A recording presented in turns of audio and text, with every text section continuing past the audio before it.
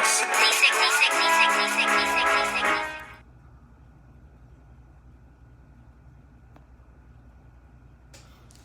alaikum, family. It's your brother Landon X. This is Nationtown TV Live. Listen, this Saturday, many black people are going to be celebrating a 156-year-old celebration of sorts called Juneteenth. That was 156 years ago. And by the looks of things, I think it's time for us to have another or a new Juneteenth. Let's talk about it.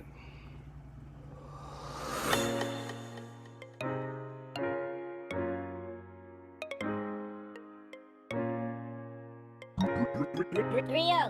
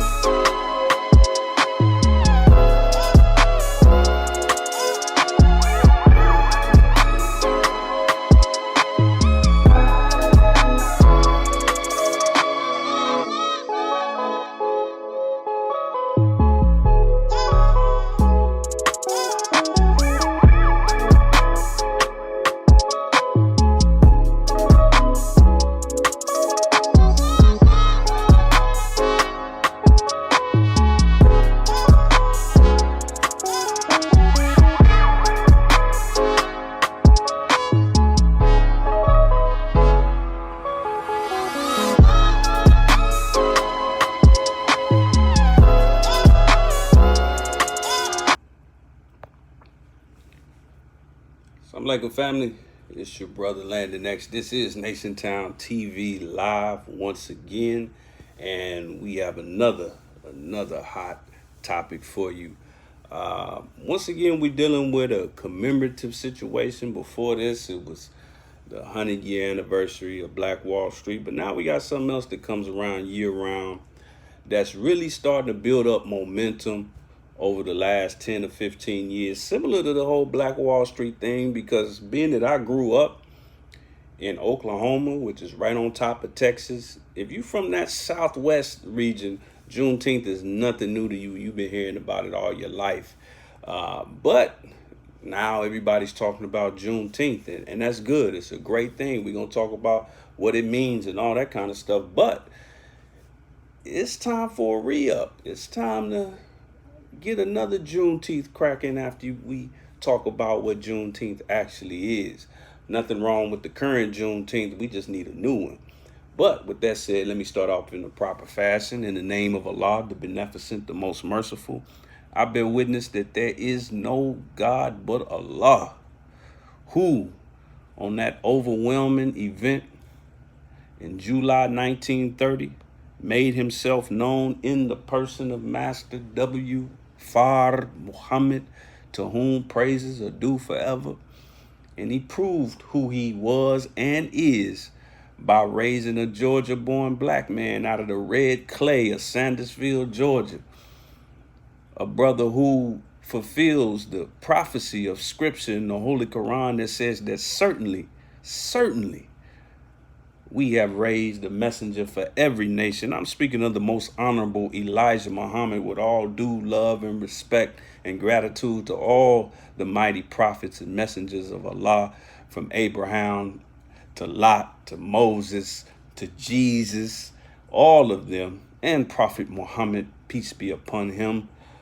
But we were promised a messenger in the Holy Quran, and in the 44th chapter and 5th verse of the Holy Quran, it says, we are ever sending messengers, and they indeed did that through the most honorable Elijah Muhammad. And these two great men, they combined two hands to create, to mold, to fashion a beautiful leader, teacher, guide, criterion in our midst. I'm speaking of none other than the Honorable Minister Louis Farrakhan. And those three great names, I greet you in the words of peace.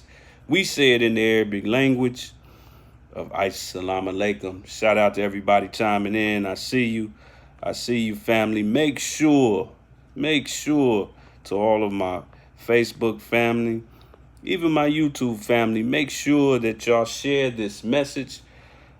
Nationtown TV is officially being shadow banned by Facebook.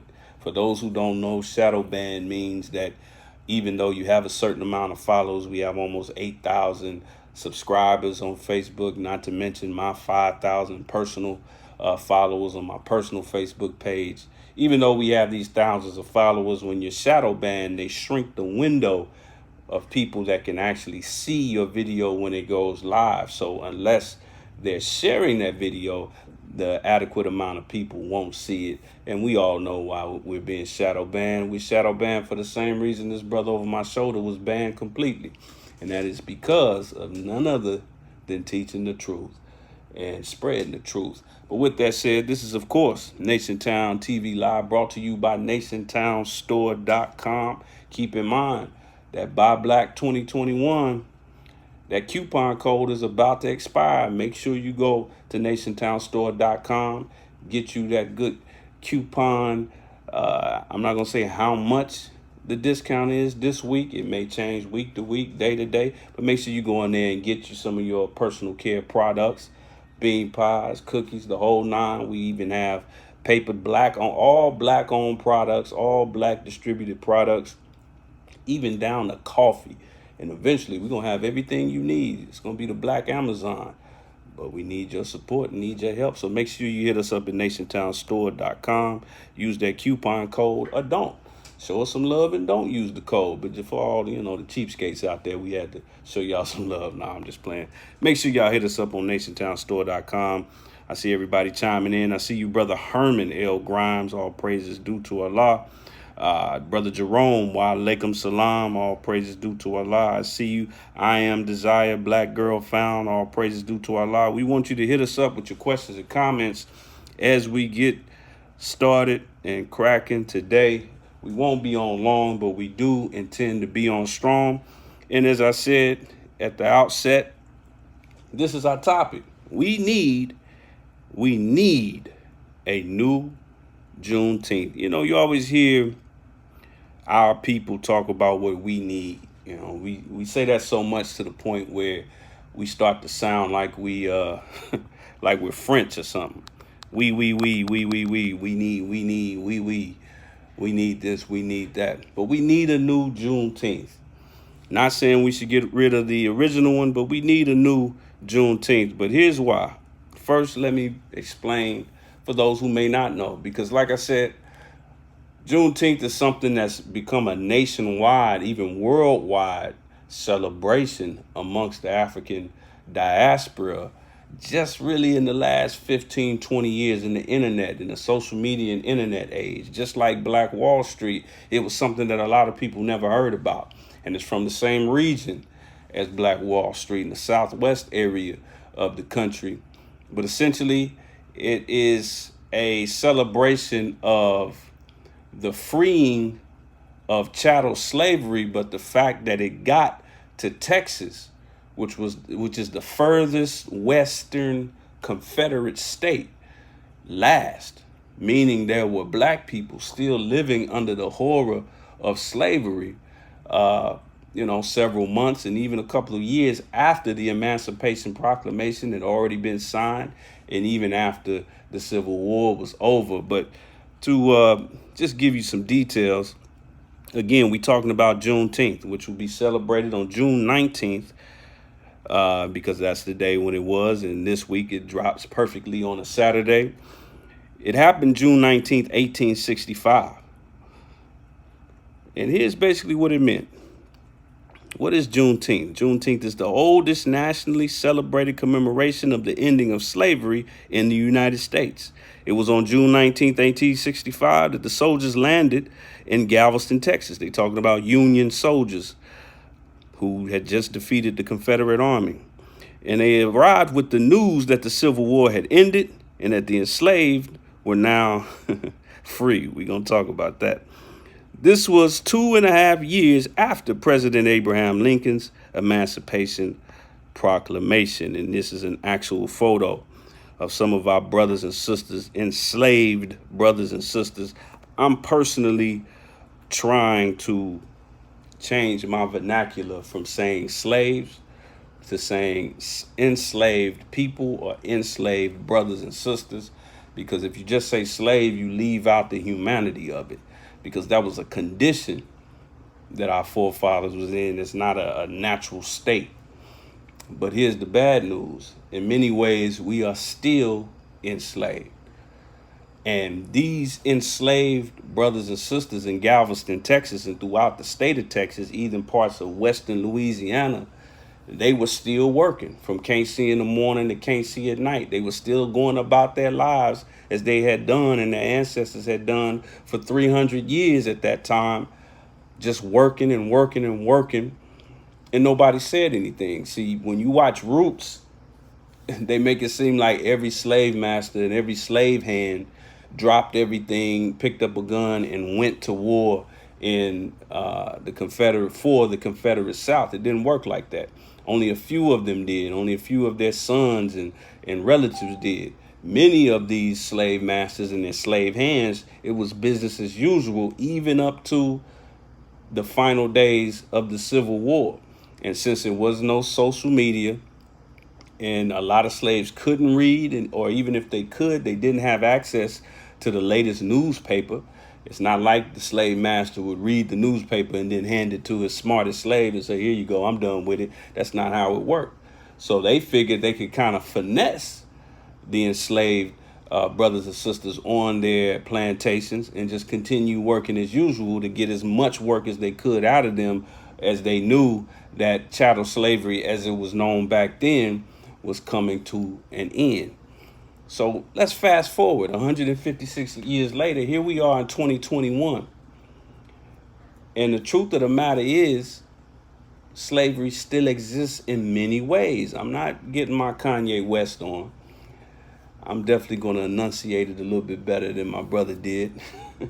I don't really know what he was talking about, but here's what I'm talking about. First of all, one thing to consider, and once again, shout out to everybody chiming in. We see you. All praises are due to Allah. But one thing to consider that I found interesting as I studied up on Juneteenth over the years, when you saw that explanation of what Juneteenth was actually about, it said that it was on June 19th, 1865, that soldiers landed in Galveston, Texas, with the news that the Civil War had ended. And like I said, it came a little bit later than it did for the rest of the country, the slaves in other parts of the country. Once again, family, make sure y'all share this message, get it out there, hit that share button, share, and share alike. But here's the thing. To be technical and specific, this took place due to something that the Union Army called General Order Number 3. This was the Union Army's General Order Number 3, trickling down, I should say, from the executive branch of the United States. It says the people in Texas are informed that in accordance with the proclamation from the executive of the United States, all slaves are free. This involves an absolute of personal rights and rights of property between former masters and slaves, and the connection herefore existing between them becomes, that between employer and hired laborer. The freedmen are advised to remain quietly at their homes and work for wages. They are informed that they will not be allowed to collect military posts and that they will not be supported in idleness either there or elsewhere. So nigga, get to work is what this says. But it's interesting that it's called General Order number 3. For those of you watching that are in the Nation of Islam, you know that in the Nation of Islam, the fruit of Islam is a military construct. FOI, which is fruit of Islam. That's the name given to the military training of the men that belong to Islam in North America. And we have general orders. That third general order is to report all violations of orders I'm instructed to enforce. Let me say that a little bit slower. To report all violations of orders I'm instructed to enforce. So this is a Nation Town TV General Order number 3 episode. Because we violated orders as a people that we're instructed to enforce, not just the FOI, not just the Nation of Islam, the entire Nation of Islam, which includes the entire diaspora here in the Western Hemisphere. What do I mean by that? Because our orders from the Most Honorable Elijah Muhammad are quite clear. And these are his orders. Accept your own or perish. Accept your own or perish. Have we been true to those orders? Have we violated those orders as a people? As a people, everything we do, for those that don't know that are outside of the Nation of Islam as registered members, everything we do in the nation, we're doing it as a construct. We're on the front lines of a new paradigm, a new way of living for our people. We're just the first ones to take up that mantle, but everything we're doing is so it can eventually become a lifestyle for a new world and a new order and a new rulership. Because it's coming our way, whether we're ready for it or not. Our enemy is falling off the face of the earth, literally. There are more of them dying than being born. They're giving up on their own infrastructure. Follow the situation going on in Texas, ironically, with their electrical grid. Pay attention to that situation, black people, aboriginal people. They're getting to the point where they just giving up. They're going crazy. They've always been crazy. Their nature's always been evil, but they're really giving up even on their power structure. So pay attention, literally and figuratively, their power structure, but pay attention to that. So here we are. We're supposed to be freed men, but we have not yet accepted our own and became ourselves. And as you see, the message it says right here on a copy of the old Muhammad Speaks, accept your own or perish. So the general order number 3 from the Union Army was letting them know that, all right, nigga, you're free from chattel slavery, but don't let us catch you being slothful or idle. And hopefully your slave master will now start to pay you. Pay attention to the fact that it tells our enslaved brothers and sisters to stay at home. Don't go anywhere. Don't leave. Just stay at home. It says the freedmen are advised to remain quietly at their homes and work for wages. So all of a sudden, the slave masters who for generations, understand slavery wasn't like the so-called Jewish Holocaust over a span of a few years. This took place over a span of a few centuries. By the time chattel slavery had come to an end, nobody in America was old enough to remember when there was not chattel slavery in America. Nobody. Nobody in America in 1865 was 300 plus years old. In fact, there had been generations since there was a generation that knew what it was like to be in America without slavery, something that's been an American staple since the year 1555. So why am I saying we need a new Juneteenth? Well, if Juneteenth was a celebration of so-called freedom from chattel slavery, which it was, let's just be honest. This ain't no conspiracy theory. Yes, chattel slavery, as it was known between 1555 and 1865, was absolutely finished. It was done. And it's over today. It's done. It is. It really is. But it was an emancipation proclamation that took place. And when you bring in that word, you got to really deal with it. Now, in our lessons in the Nation of Islam, particularly Lost Found Muslim lesson number 1, I believe question number 4, it asks a question, and in the answer it points out that when we drove the Caucasian into the hills and cave sides of Europe, we took everything from them except what? Nation Town family, except the language. So long before your open enemy began to openly oppress you, they began to oppress the language, because that's the only thing they were left with. So that was the only thing they had. So eventually they created, they pieced together this Frankenstein, grafted, bastardized language called English. So when you open an English dictionary, the English dictionary is the thickest dictionary in the world. If you find a dictionary in any other language, it's not as thick as the English dictionary, because in English, every word has 6 or 7 definitions because of the fact that it's a bastardized language. It's got several different daddies. Every word has several different origins. So when you go into the word emancipation, you got to deal with its origin. So before you get into the root of yourself and your own personal history, you got to get into the root of the words that your enemy uses against you. So when they say Emancipation Proclamation, we immediately relate that to freedom. Like old boy used to say on college football, not so fast, my friend. Let's look at the etymology of emancipation. It's a Latin root, emancipare. And that part that says emancipat, as this big red arrow points out, means transferred as property. Nation Town family. Transferred as property. I want to leave that up there for a minute. Transferred as property. Now, tell me this. Let's say you got the new PlayStation 5.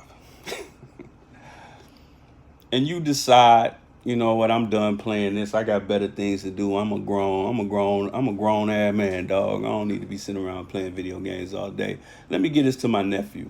Something that I did. The last PlayStation I owned, which I believe was the PlayStation 2 or 3. I just got bored one day and I said, you know what, I'm gonna get this to my nephews. If you take an object like a PlayStation and you give it to somebody else, and it's under somebody else's rule, does that mean that this PlayStation is no longer an object? When I gave it to my nephews, does it mean it's not a PlayStation anymore? It's something else? It's just a part of the family? That's my new nephew now? No. It's still an object that's now owned by my nephew. So, as it is with slavery, and as you see in the actual etymology, emancipation, the root of it means, not that first, second, or third definition. You can't even trust English definitions. You got to go to the etymology, which is the root. You know, my slave name is Collins. That's not my real name. Come on, man. Like you saw a Chinese dude and his last name was McGillicuddy, you would immediately know something is wrong with that picture. But why is it when we walk around with Howard and Williams and Johnson, nobody flinches? because somebody is not clear on the etymology of the black man or the root of the black man. Well, when you go into the etymology of the word emancipation, you find that it means the transfer of property. Basically, it just means it's no longer in my possession, but it's still a possessed object. And as you read the general, I got to bring it up, their general order, the Union Army's general order, number 3, the freedmen are advised to remain quietly at their homes. I'm reading the second paragraph of the Union Army General Order number 3. So they're telling you right there in the order that the Union Army had to go from state to state enforcing. That's why the Galveston brothers and sisters that were enslaved did not know that they were technically and legally free.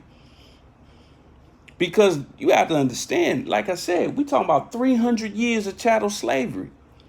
You're talking about white families who their only, okay, let me put it this way. I gotta put it in context. And we're not even talking about something that's been around for 300 years. Walmart hasn't been around for 300 years, right? But it's been around for a while. How much money has Walmart made in the last 40 years? A number that no man can count, like the scriptures say. Imagine going to the Walden family right now. They've had 2 or 3 generations, maybe 4, that have become billionaires, sent child after child to college. They live in I think they have like a Kennedy-like compound somewhere in Arkansas, where it's basically a whole town that's just for their family. Imagine going to the Walden family and America saying, hey, all these Walmarts that y'all own, no more. All your employees, they don't work for you no more. Let them go. You think the Walden family, after billions of dollars, decade after decade, and they obviously had plans for the future, you think they're just going to say, oh, okay, cool, here's the keys. That's the one that's in Dallas. That's those all the Dallas Walmarts. Here's all the LA Walmarts. Here's all the Tulsa Walmarts. Here's all the Atlanta Walmarts. Here, y'all take it. Y'all can have it. God bless. It's not going to go down like that. It's not going to go down like that. So what they had to do after the Emancipation Proclamation is send Union troops into every southern state. In fact, there were 2 states that had slavery and they kept going, Delaware and Kentucky. And they didn't even send Union soldiers there because technically they were not, Kentucky was not a Confederate state. And neither was Delaware. Oh yeah, they had slavery in the North. Sojourner Truth, you ever heard of her? She was a New York slave. So that's another misconception that we have, is that slavery was just a Southern thing. But anyway, so they had to send troops, and traveling took a lot more time back then. You couldn't just get on a plane and be in Galveston from DC in a few hours. No, they had to travel on roads. Roads weren't even paved like they are today. The mode of transportation ain't like it is today. So it took them months, even years, to get to every state, go to all these rural plantations and all these little hick towns. You think it's hick towns now? Imagine before the interstate was built. So they showed up and they told them they had to force these slave masters to give up their slaves and make sure that they didn't kill their slaves or torture their enslaved brothers and sisters because of this law change. But let's look at today. Again, like I said, we need a new Juneteenth. We need another message, another general order to our people to let you know and to let us know that we are no longer enslaved. We should be beyond emancipation. We should be completely free, as it says in the Muslim program in the Final Call newspaper.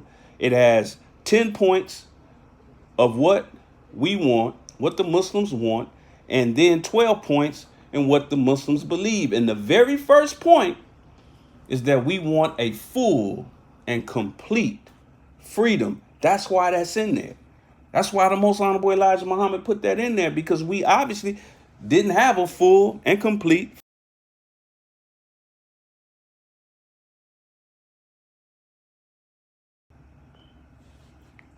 So we don't have a full and complete freedom. So that's something that we need to attain.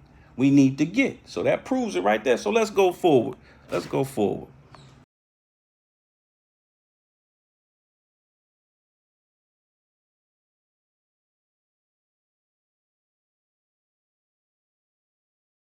Now, I'm back, family.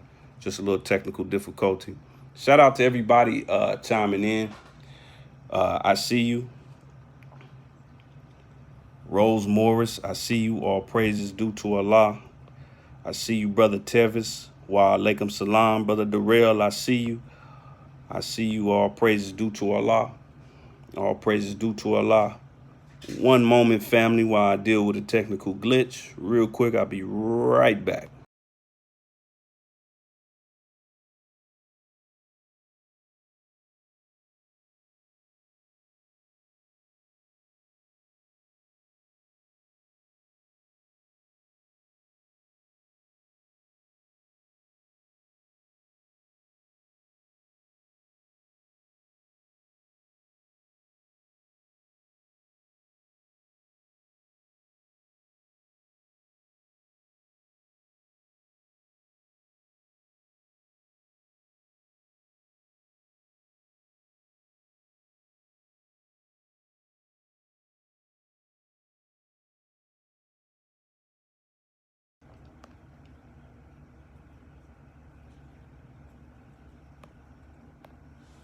We back, family. All praises due to Allah. Just a little technical issue got to deal with.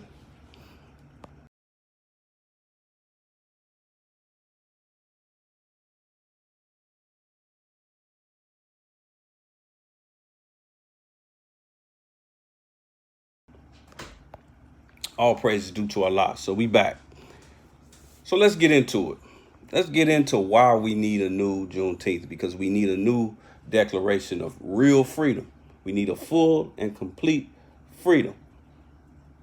We don't need another holiday or celebration. What we need is substantial freedom. Now, here's something to remember about slavery, if you don't already know. If you didn't know this, then we gotta let you know for the first time. Slavery is an ancient practice. It's much older than 400 or 500 years. It is an ancient practice. But there are different types of slavery that preceded Western chattel slavery, which is the slavery that most black people of the African diaspora are descendants of here in America. It's different. It's kind of like if you go to any other country other than America and you say the word football, any other country other than America, they'll think you're talking about soccer. They think you're talking about white boys with little short shorts that come all the way above their thighs, and they got shin guards on, and they running around with polo shirts on, kicking a little black and white ball. That's what you'll think. That's what they'll think. But of course, in America, if we talking football, man, we talking touchdowns, field goals, tackles, man, wide receivers, man, come on, prime time, Emmitt Smith, Dallas Cowboys, man, LA Rams, Raiders, Chicago Bears. That's what helmets, shoulder pads. That's what we mean when we mean football, because American football is a totally different animal than international football, which is what we call soccer. So before chattel slavery, you had something called debt slavery. This is the slavery that you're mostly reading about in the Bible. Now, keep in mind, the Most Honorable Elijah Muhammad taught that 3/4 of the scripture is prophecy and not history. But the ancient version of slavery is where, and this is a slavery that still exists, it's where somebody owed a debt. I owe you $1,000, but man, I ain't even got it. But I could put something on it. But back then, putting something on it mean, okay, I got some work in my backyard that I need done. I need to make sure that you're tending to my garden over here. I need you to build my back house over here. I need you to do this. I need you to do that. I need you to do. Now, while this person is paying off this debt with labor, they're not getting paid a wage, but at the same time, their name doesn't change. Their family isn't ripped apart. They still got a chance to go and see their family. In many ancient slavery situations, the slave even married into the family.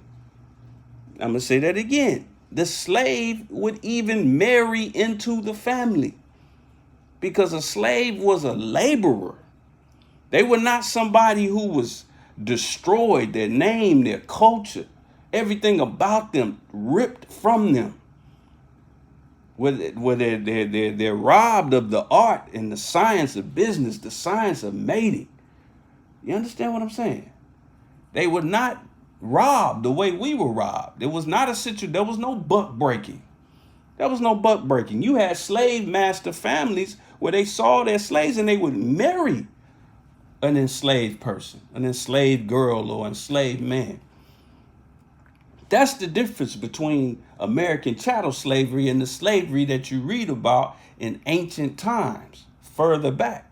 So it's different kinds of slavery. And to this day, there are different types of slavery. Now check this out. In the Holy Quran, which is the book of the Muslims, this is a beautiful book that everybody should have. If you're an academic, if you are someone who loves God, no matter what religion you call yourself, you should have this. I have a Bible. I have I can't find a Talmud, but when I find it, I'm going to find it, even though it's not a real book of God. But I'm not afraid to read other people's books. I'm nosy like that. And I have what I call high religious self-esteem. So I'm not afraid of nobody else's belief system. But in the Holy Quran, I have a favorite ayat. Ayat loosely means verse. But I have a favorite verse in the Holy Quran. It's in the second chapter. The second chapter of the Holy Quran is called Al-Baqarah, the cow. And it's technically the first and foremost chapter of the Holy Quran. The actual first chapter is Al-Fatiha, which is the opening prayer. But the first full chapter of the Holy Quran is Al-Baqarah. And I said first and foremost because if you just wanted to read the Holy Quran just to get a summary of it, then just read Surah 2. That'll give you an understanding of the entire book if you just read the second chapter. But anyway, in that chapter, there's a particular verse that I love. And here's why I love it. And I'm going to show it to you in a moment. I love it because it clearly states, because this is God talking. There's no prophets giving you a rendition or a remix or a retelling of what God did or said. This is God talking as revealed to us through the Holy Prophet Muhammad, peace be upon him. So it's almost like you're a fly on the wall listening to God dictate to Prophet Muhammad. So in Surah 2, chapter 2, verse 177, Surah 2, verse 177 in the Holy Quran, God is telling you what he believes. Listen, check this out. What he believes righteousness is. So this is God in the Quran telling you straight up what he sees righteousness as. Now, what's interesting and what I love about this verse is not only what it says, but what it does not say. All those who wonder who a real Muslim is and who's not. Oh, he's not a real Muslim because he does not have the beard and the kufi and the jalabiyah and the ashy ankles. Listen. First of all, there's nothing in the Holy Quran that says we're supposed to have a beard. And it actually is a verse that alludes to being clean shaven. But that's neither here nor there. That's a topic for another episode. But in this verse, God, Almighty God, Allah, breaks down what he does find to be righteousness. Let's look at it. This is Holy Quran, Surah 2, verse 177. It says, Bismillah ar-Rahman ar-Rahim. It is not righteousness. It's starting off by telling you what it's not. It's not righteousness that you turn your faces towards the east and the west. So he banging on religious dogma. This is God banging on religious dogma off the dribble. The first sentence, he telling you, listen, it's cool that you got all these rituals and stuff. That's great. That's good practice. But listen, that's not righteousness. How many rakas you do? How long your jalabia is, or what your kufi look like, what your mosque or your masjid look like, or even what your bow tie look like, or what your suit look like. That's not righteousness, brother. God says it is not righteousness that you turn your faces toward the east and west. That's alluding to prayer. As you know, the Muslims, we pray toward Mecca. But this is God saying that I'm not even tripping on that. This is God, not me, not your brother. This is God. But righteous is the one who believes in Allah. That's the first thing. Believes in Allah in the last day, and the angels, and the book, and the prophets, and gives away wealth out of love for him to the near of kin, and the orphans, and the needy, and the wayfarer, and to those who ask, and to set slaves free. Message. And keeps up prayer and pays the poor rate and the performers of their promise when they make a promise. If you make a promise, stick to it. And the patient in distress and affliction and in the time of conflict. These are they who are truthful.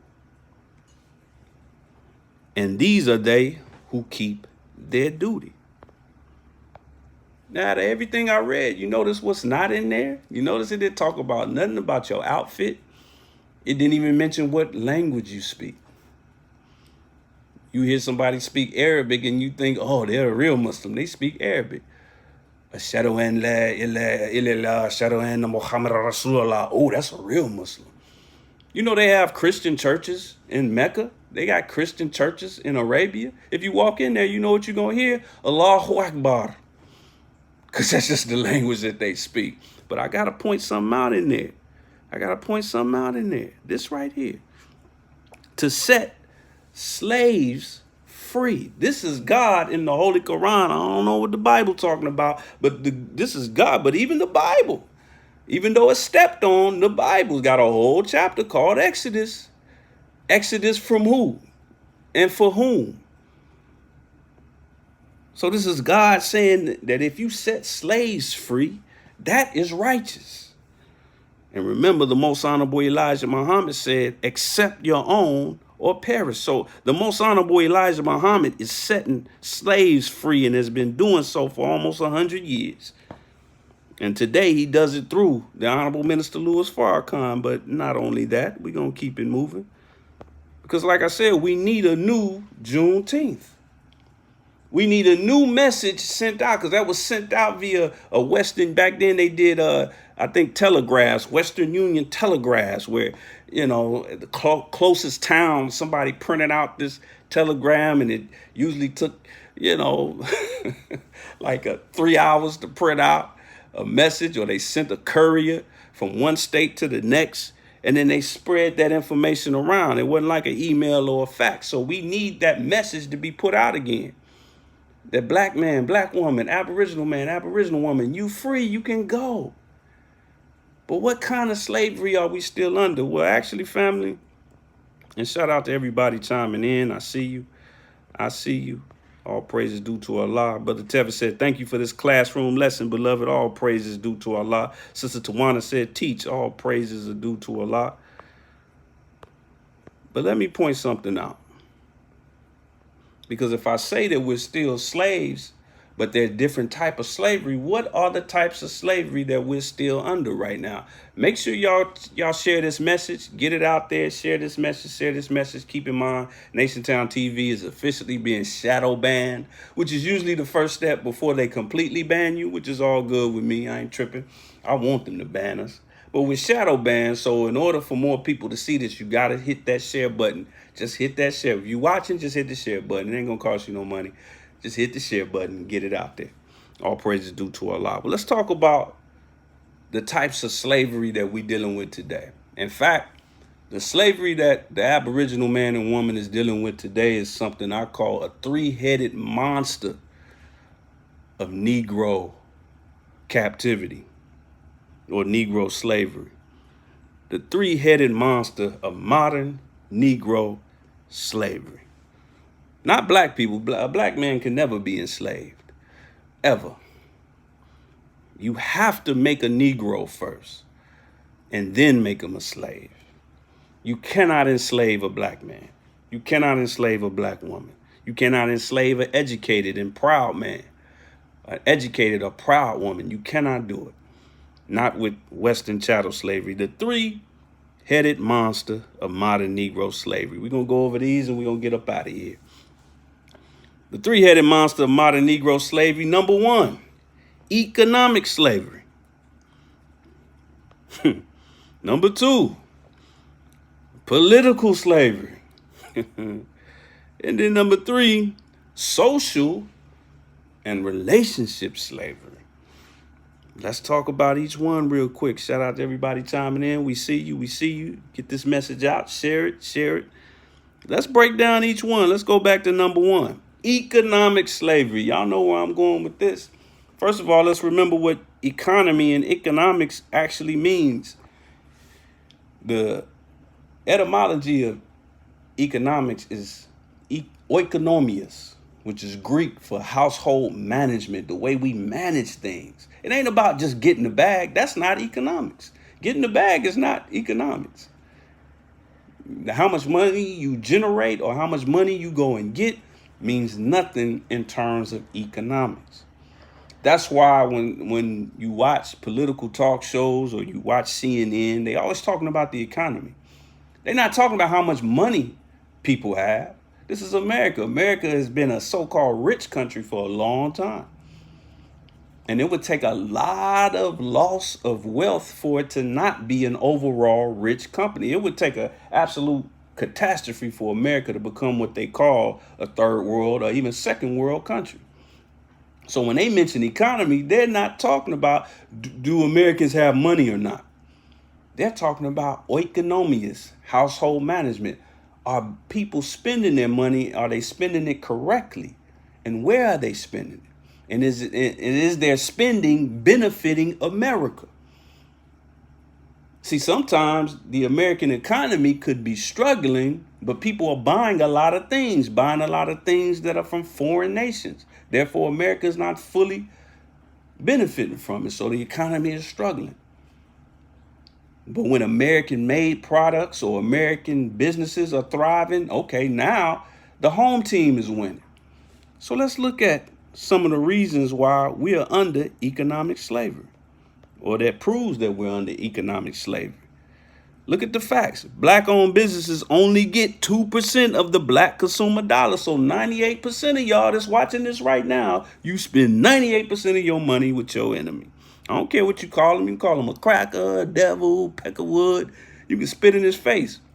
But if right after you spit in his face, you take your wallet and throw that at his face too, you a damn fool. If black consumers spent 10% more of their income in black businesses, it would generate 1 million jobs. Every 4 years, we begging some white man or some white-minded man or woman that's running for office, jobs, jobs, jobs. We need jobs, jobs, jobs. This fact is telling you right here that just spending your money 10% more with your own will create 1 million jobs almost immediately.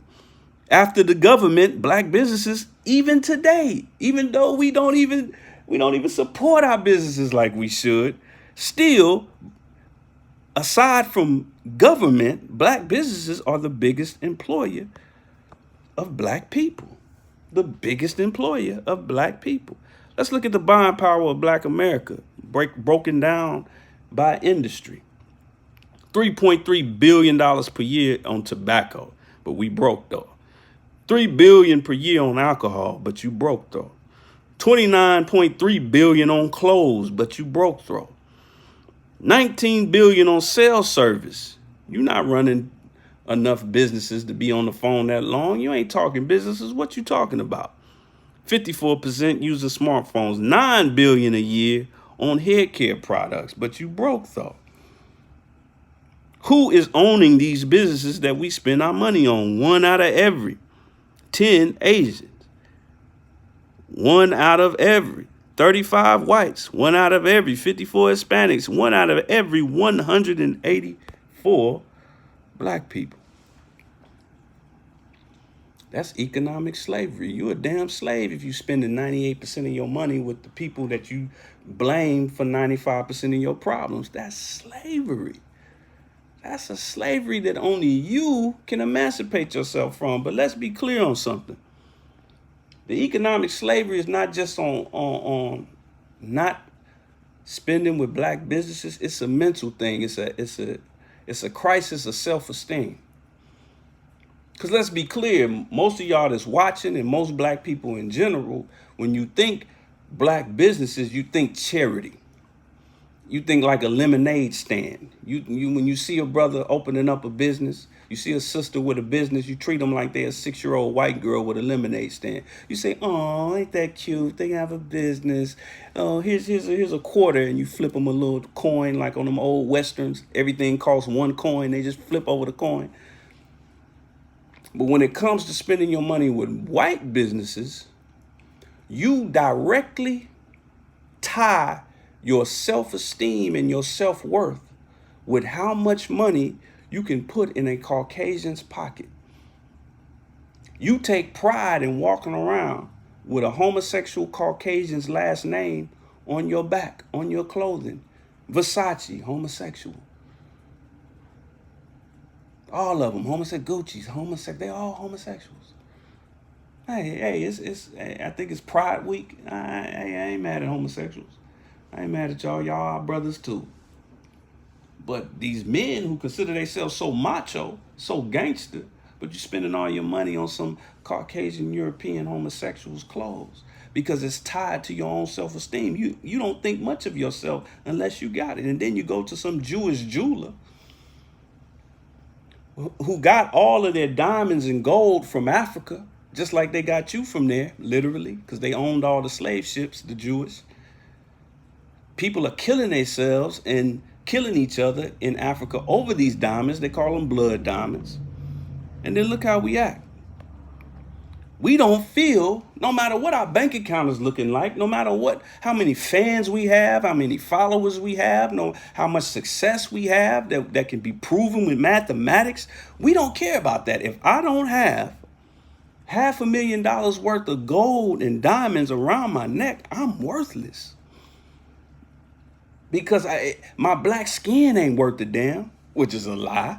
You know how much melanin is worth on the black market? It's just interesting that it's called the black market. You know how much your melanin is really worth? But you think so little of yourself that you think, oh, I'm not worth nothing, so I need these clothes. I need this weave. I need these diamonds. I need to drive this kind of car and live it. Listen, man, we deserve nice things. I'm not saying black people shouldn't have nice things. Not only should we have nice things, but we the makers, the owners, the cream of the planet Earth, God of the universe. So you have more of a natural propensity to create nice things than anybody on this planet. But all you are is a consumer of things that you don't even really like. Somebody told you it was name brand, so you agreed with it. You don't even look right with that Versace on. It ain't even made for you. It's made for some 113-pound white boy. And here you are walking around looking like the Green Mile brother with a skin-tight polo shirt on. Stop it, man. Stop it. That ain't for you. Moving along. All praises due to Allah. Let's go to the next one. Political slavery. We ain't going to be on much longer, family. Shout out to everybody chiming in. Make sure y'all share this message. Get it out there. All praises due to Allah. Political slavery. Oh, yeah, we political slaves. Banging. Democrats and Republicans. Where you from, cuz? I mean, we just came out of a so-called political election year. Democrats, Republicans, all the same. All promises. No production. But we think our salvation comes through which Caucasian or Caucasian-minded individual that we vote for. So through this Democrats and Republicans political slavery, you got 2 types of Negroes. You either got your buck broken Democrats who will do anything for massa. You have sisters crying. I just saw a video the other day of a sister crying, cheering on Joe Biden, the author of the crime bill, which is the most devastating thing to happen to black people since chattel slavery, based on numbers alone. And she crying so happy because Joe Biden replaced another cracker who just told it like it was. He just told you how he really felt. And Joe Biden ain't much different. He told you that, hell, if you don't vote for him, you ain't even black. But then you got the buck broken Democrats, but then you got the Hoppin' Bob Republicans. Hoppin' Bob. Y'all remember Hoppin' Bob? Who on here that's watching remember Hoppin' Bob? Let me show you who Hoppin', but let me refresh your memory of Hoppin' Bob. Tell them about the gun line, boss. That was Hoppin' Bob. Every time I see a black Republican, I think of Hoppin' Bob. Because all they do is just repeat anything these conservatives go out there and say. And they always got them a Negro right behind them. Tell them about the gun line, boss. Tell them about the tax law, boss. Tell them about this, boss. And then last but not least, we got economic slavery, political slavery. Number 3, social and relationship slavery. Now, with this one, it really gets sad. It really gets sad. And here's what I mean by that, just for some clarification. Social and relationship slavery deals with the double standards that we have in our own society. Let me give you an example. For example, in today's hip hop culture, everybody is a stepper. Everybody is a real nigga. Everybody strapped. Everybody got the Dracos. Everybody got them sticks, got them poles. Everybody about it. But as soon as we get attacked by a real enemy, an open enemy, now watch the guns magically disappear. Where the guns go? Wow, that was David Copperfield level magic. Look, watch the magic again. Guns, hard, gangster, thugs. Shoot your whole family up, burn down your grandma's house, shoot you up, kill them. Please, Black Lives Matter. Please respect my life. Oh, please. Black Lives Matter is essentially a prayer. It's a petition. You're petitioning the government, you're petitioning white supremacy to see the value of your life. Why don't you have that argument to a brother that you got beef with a sister you got beef with? That's just one manner of the double standard that we deal with social and relationship slavery. Here's another one. I don't know what y'all looking at. Battle of the sexes. You talk to any sister, talk to any brother. What you think about the black woman? Oh man, they this, they that, they that. What you think about the black man? Oh, they this, they that, they that, they this, they that. I'm done with them. I can do bad all by myself. I'm just gonna do me. I ain't even worried about them no more. I ain't even worried about. But as soon as massa call, as a boss, you looking at the main nurse of the Tuskegee experiment. Now, I'm not blaming my sister for the devil's work. But just like it says in the Holy Quran, the devil himself said, listen, all I did was call you and you came. Don't blame me. All I did was call you and they came. Because that's the first thing we go to when we talk about the opposite sex. When we talk about black men, black women, we start talking about history, our own personal history. We start talking about how bad black women have treated us as brothers, and their sisters start talking about how bad black men have treated them. You immediately go to history, right? And I don't see nothing wrong with that. Keep that same energy with your enemy, though. Keep the same energy. When a white man comes, when he wants your vote, when he wants you to stick a needle in your arm, when he wants you to do anything, when he wants you to just buy his product, I want you to keep the same energy that you have when a brother walk up to you and ask you for your number at the club. or at a coffee shop. Keep that same energy.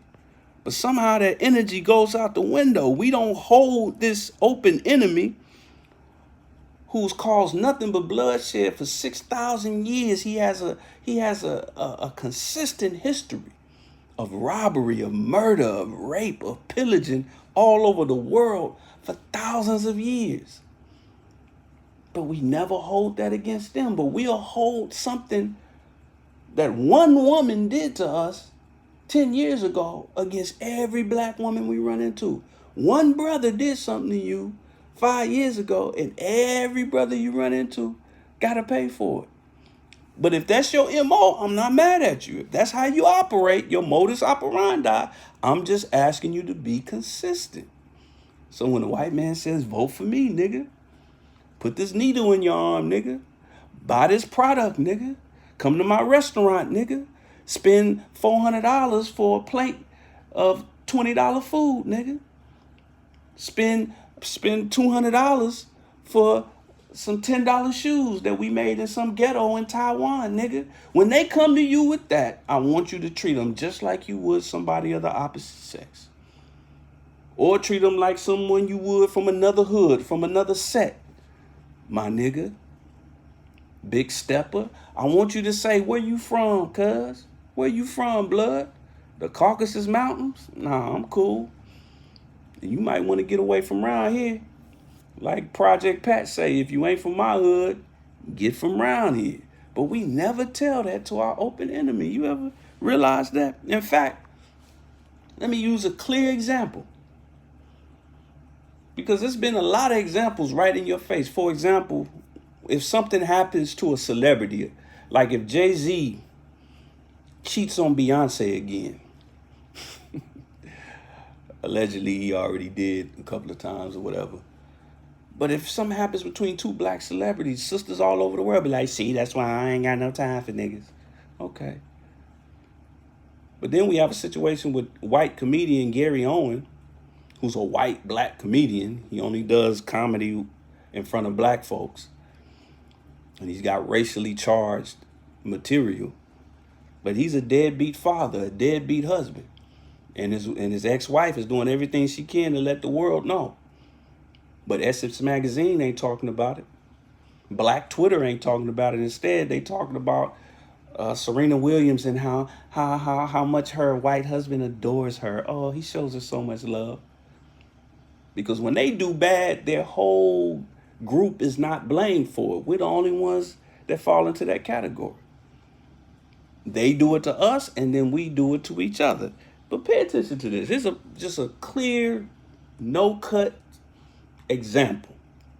We all know the clear history of this enemy as it pertains to him and us. We all know the clear, terrible history. Before you celebrate Juneteenth, keep in mind what was going on before Juneteenth. Okay, so Abraham Lincoln signed a document that emancipated us, which just transferred the property, as we just went over. But prior to that, Abraham Lincoln himself said, listen, if I had to choose a superior race, I would have to choose my race. Abraham Lincoln himself said, listen, I don't want to see niggas in Congress no more than you do. But we just got to stop the Confederacy. That was a war tactic. They were all involved with chattel slavery, right? So we talking politics, and then later you had the Tuskegee experiment. They've never administered any type of medical trustworthiness when it comes to us. But listen to our sister. This is a sister at a press conference in New York City advocating particularly for black and brown people to get the COVID vaccine.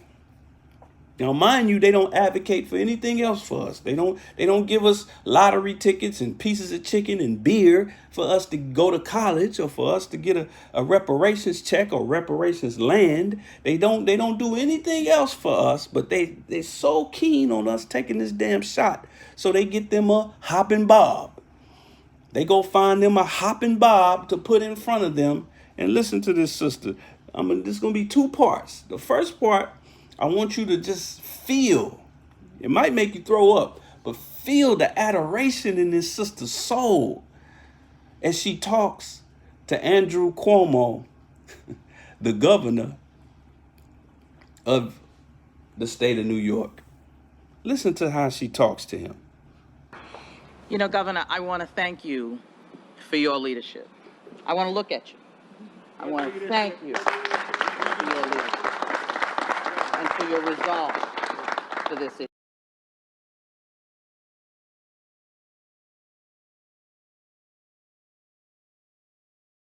What she said. Let me look at you is what she said. I want to look at you. Thank you so much. Thank you, boss, so much. Now listen to this. She goes even further.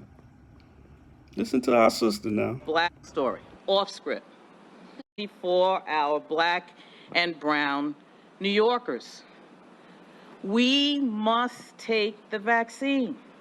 Now, I'm going to tell you a personal story, off script. So today, right after this, I am going to have an infusion. And I'm going to have an infusion because I want to make sure that the cancer that was in my body does not return. I'm not asking what's in the infusion. I'm not looking up all of the ingredients in the infusion. I am sticking out my arm and I am taking the infusion. And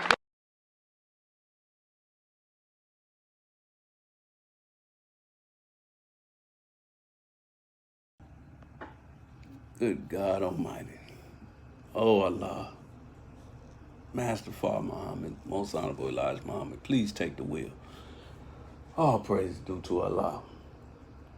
She's not asking any questions. She ain't looking at that. She ain't looking at that. She just gonna do it. When was the last time you asked a sister to do anything and she just hopped to it? Any sister, your mama, your daughter, just anybody. Just hey, sis, do this. Sometimes, even if it's their job, they go ask a couple of questions. Why me?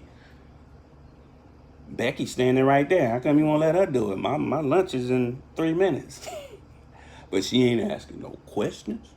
She ain't want it. She ain't doing none of this. She ain't doing to do. But that's not why I showed you that. Because remember the first thing she said. I gotta play this again. Pay attention. Governor, I want to thank you for your leadership. I want to look at you. I want to thank you for your leadership and for your resolve for this issue. Did that sink in? Y'all clear on that? All right, so here's my point. You see how glowingly and lovingly she talked to Andrew Cuomo. He's a good man. Thank you so much. Because a sister could argue, well, I talk to him like that because he's powerful, he's successful, he's a nice guy, he's helping out our people because he made sure we got all these vaccines and all of this and but whoa, hold on now, Andrew Cuomo, sexual harassment allegations. Apparently, the governor of New York is the white R. Kelly. He's the white Bill Cosby. He's just like all your no-good ex-boyfriends. Andrew Cuomo, the governor of New York, has been accused starting in December 2020 of sexual harassment by multiple women, with the accusations covering a range of alleged behavior. He has denied all allegations, but he has apologized for his comments being interpreted as sexually charged. And actually, the press conference that you just saw, he did that right around the time that these allegations were becoming news. So why don't we keep that same energy with our enemy? Simple, because we are still slaves. We don't have a full and complete freedom. We absolve our open enemy, our former and current slave master, of all of their sins, of all of their of their shortcomings, they always get the benefit of the doubt. Listen, I'm big on consistency. If you a killer and you kill everybody that disrespect you, I respect that. You consistent. You just a killer. If you the kind of person where you swing on anybody that look at you wrong, hey man, you just a stepper. Hey man, you just a knockout artist. You get down like that. But if you ready to swing on me, but when Officer Bob of the LAPD or the Atlanta Police Department or Miami PD or whoever pull up on you now was, oh sir, I haven't done that, sir. Black Lives Matter. See now, hold on. That's how you know you dealing with somebody that does not have a full and complete freedom. Now we about to get up out of here, but I want to cover a couple of things, and I don't want to sound like I'm just picking on the sisters when it comes to the social and relationship slavery, because we got brothers that do the same thing. In fact, you've noticed a rise in this so-called woke era of brothers and artists and celebrities and everyday brothers that, talk about how racist America is and everything that we going through. This is America. This is America. You right, Brother Donald? This is America. This is America. You and your baby mama. This is America. Yeah. And I like Donald Glover. I like his work. But let's not front like we so woke, but yet we sleeping with the enemy. Can you really be woke and sleeping with the enemy? So as I said, family, what has to happen now, there has to be, just like it was in 1865, June 19th, 1865, there was a military maneuver that took place where General Order Number 3 was enforced in every former Confederate state. So now in 2021, as black people, there needs to be a military maneuver where General Order Number 3 is enforced in every state in the Union. What military though? The FOI, the MGT, which is a military too. They have training in their definition as well. The training of women and girls in North America. So that implies military structure. What General Order Number 3? To report all violations of orders I'm instructed to enforce. What is that order? To accept your own and be yourself. What military am I talking about? I'm talking about a military that's raising babies like this. This kind of military. And we got to take those orders throughout the country. Those memos, those messages throughout the country. On behalf of our Commander-in-Chief, the Honorable Minister Louis Farrakhan. But before we get up out of here, family, I want to point out again the Muslim program. In the Muslim program where it clearly states, number one, we need a full and complete freedom. Let's hear what the Honorable Minister Louis Farrakhan has to say about a full and complete freedom, and then we're going to come back, and then we're going to get up out of here. Let's listen to the minister. When I ask myself, what is a full and complete freedom? It is a freedom where I can be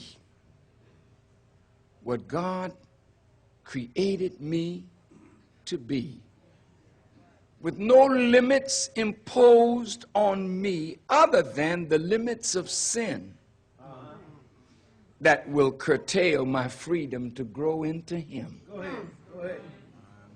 I want a full and complete freedom. Serious question I'm going to ask you. Go ahead. Do you want to be free like that? Yes, sir. Do you really? Yes, sir.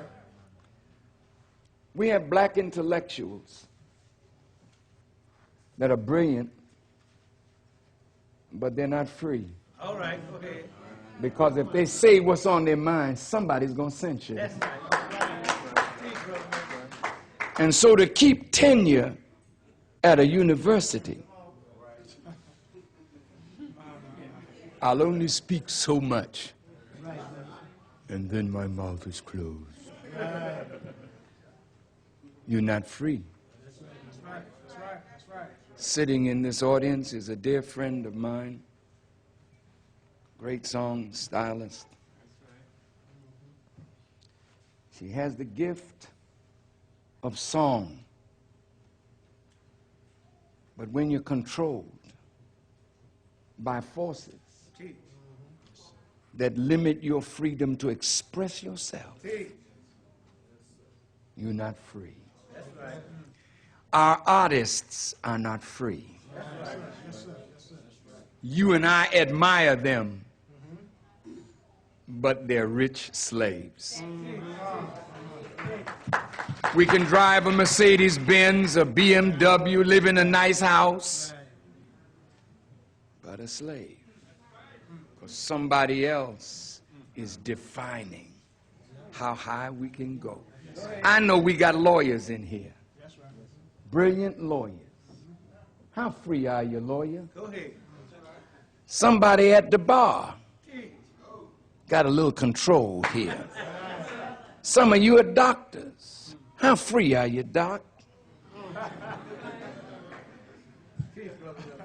You don't even concern yourself that you're a slave as long as you can continue to take money from your patient.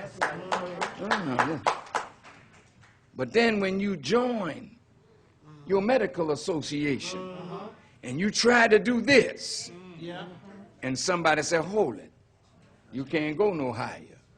And you go back to your office and you talk to black folk who are your patients, and in there you are free, but you're not free. I used to look at our business people and say, oh man, they're giants. And I found out that our business people are midgets. Yes, sir. Yes, sir. Yes, sir. Brother Gaddafi in Libya loaned the Nation of Islam $5 million That's right. Go ahead, man. for us to make personal care products that I could put the brothers to work for themselves. Go ahead. That's right, man. I put it in the hands of a black man who already had a beautiful business, already doing this. And he was so happy because he was also the chairman of the board of a black bank. And I took the $5 million and put it in his bank. Go ahead. Tell us. Go ahead, man. But some members of the Jewish community told him that if they made any product for me, they would pull all his products off the shelf. And he called me and said, brother, I can't manufacture these products for you. And then he came to my office with the president of the bank and begged me to take the money from Libya out of his bank. Are you free? A black man making $130, $140 million a year in his business, but he can't speak the unbridled truth because the advertisers will pull their ads from his magazine. Are you free? Some of us as preachers supposed to be free. But you can't preach the book from Genesis to Revelation. You gotta please white folk if the book condemn them.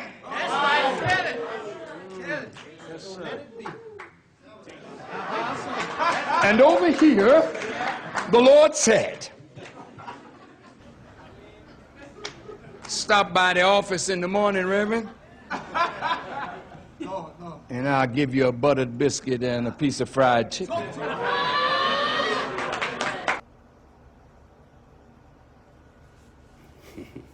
All praises due to Allah. It's a damn shame. Damn shame. But I'm happy to report that the personal care products that he was talking about have been resurrected. The Clean and Fresh program, resurrected through Eating Fresh.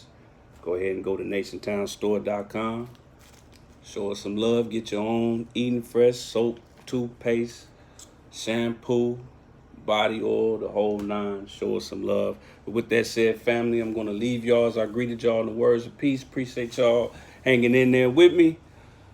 Assalamu alaikum.